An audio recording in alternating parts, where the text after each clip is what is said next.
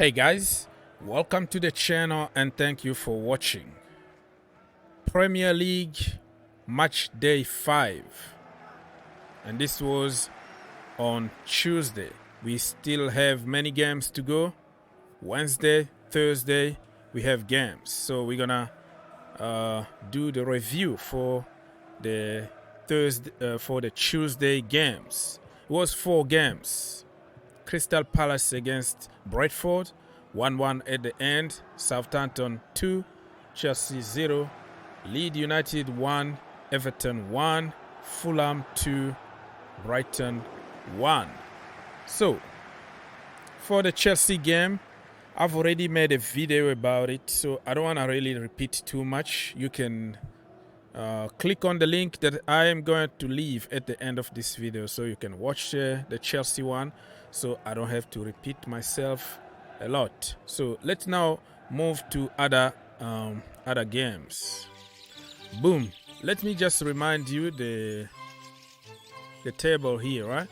Arsenal, Manchester City, Spurs, Brighton, Leeds, Fulham, Southampton, Chelsea, Brentford, Newcastle, Man United, Liverpool, Crystal Palace, Nottingham Forest, Everton, Aston Villa, West Ham, Bournemouth, Wolves, and Leicester City at the bottom. But this doesn't really count because, like I said, there are so many other games that need to be played for match day 5. So the table is gonna change. The only position that is difficult to change now is position number 1 because Arsenal are flying now 4 out of 4 and nothing you can do about it. So they're gonna still there on top. If they win the next coming game, they're gonna still on top. But if they don't win and Manchester City win, that could be a different story. So let's now move on to some details, right? Let's go to some details. Crystal Palace against Brentford. At the end, 1-1. Zaha was very, very angry. At the end, he kind of attacked Patrick Vieira and his tactics. He's like, what are we waiting for? Every time we score a goal, we sit back and relax instead of pushing and try to score the second one. He said that they had a chance to win the game, but the way they set up, the way they played was so bad. So I'm sure Patrick Vieira is not going to be happy about it for criticizing him openly. But I think Zaha got a point right there. Zaha is on fire right now. And I don't know if he's trying to create some kind of noise between him and Palace so he can get a move. The transfer window will close in less than 2 days now. So I think he started pushing a little bit like, hey, I deserve better than this. Okay?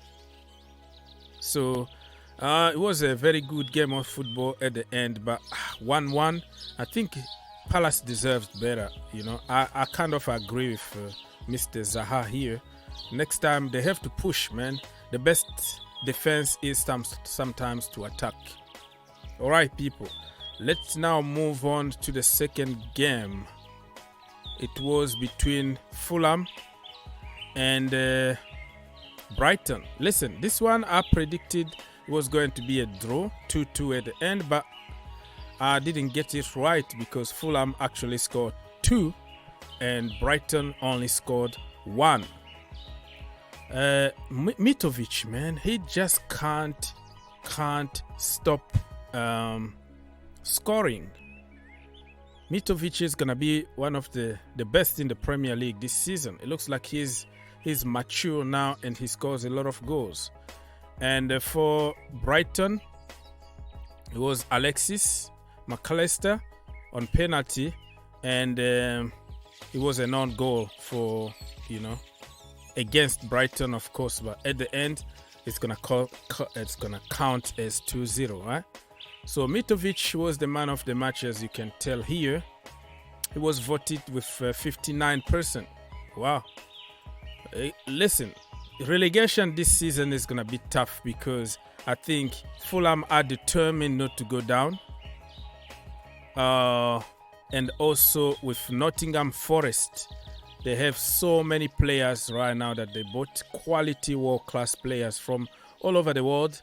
It looks, but they have to gel though. They need to gel because buying players is completely different than getting a result on the pitch. Actually, you have to gel them together, and it takes time for players to understand each other. So I think Fulham are gonna stay, and in my Premier League preview this season, I said I don't see them going down again to the Championship because it's been yo-yo team every single year, up and down, up and down. So I predicted them to stay, and it looks like they're gonna stay, you know. So let me know what you think about Fulham. And Brighton, I was surprised because they didn't really play the way they always play, you know. Brighton are a very good team at the moment, but they lost. All right, so since I have a little bit of time left, let me see the other game between Leeds United and also Everton. This game, I was so frustrated about it because Frank Lampard actually don't know how to see games out. Gordon again, Anthony Gordon with a goal. He can't stop scoring at the moment. Since he's been linked with Chelsea Football Club, it looks like he's showing people what he can do to sell himself. We don't know what's going to happen in 48 hours from now. He might move to Chelsea or not.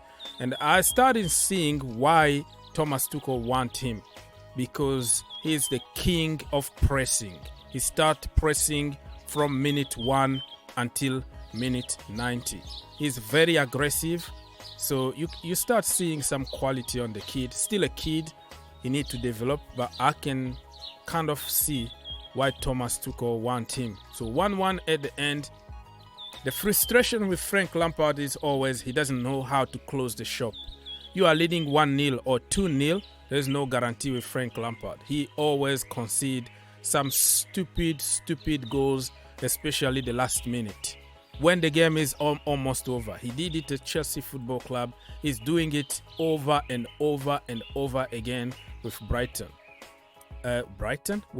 Everton. So I think it's time for him now to hire somebody who can coach the defense nicely, the way he did at Chelsea with Anthony Barry, because you can't continue losing stupid games that you're supposed to win like this. You know what I mean? The same issue at Chelsea Football Club continues now, that the defense is all over the place and it looks like we don't know how to coach the attack. So sometimes we have to be humble. If you are not strong in one particular area, you need help. You need somebody to help. So Thomas Tuchel need probably to hire an offensive coach, and Frank Lampard need to hire a defensive coach, because Lampard was an attacking midfielder. Thomas Tuchel was a defender. So you see their philosophy is just following what they used to do on the pitch. If that makes sense? So again, I'm going to remind you, for people who haven't watched my review about Chelsea, Armstrong was the man of the match, of course. Chelsea was crap really in every angle. Raheem Sterling scored a goal. And yeah, that's about it. Christian Pulisic been completely destroyed because apparently he didn't put a lot of effort. The guy who been asking for weeks and weeks to leave. So he's not there. His head is not there. He doesn't want to be there. But the manager continues to set him to failure. So yeah, I'm not gonna say much because I've already made a video about it. I'm gonna ask you to go watch it and leave your comment and let's keep the conversation going. So on Wednesday we have few more games, and on Thursday we're gonna have the last game. So stay tuned because many things are coming your way. Blessings.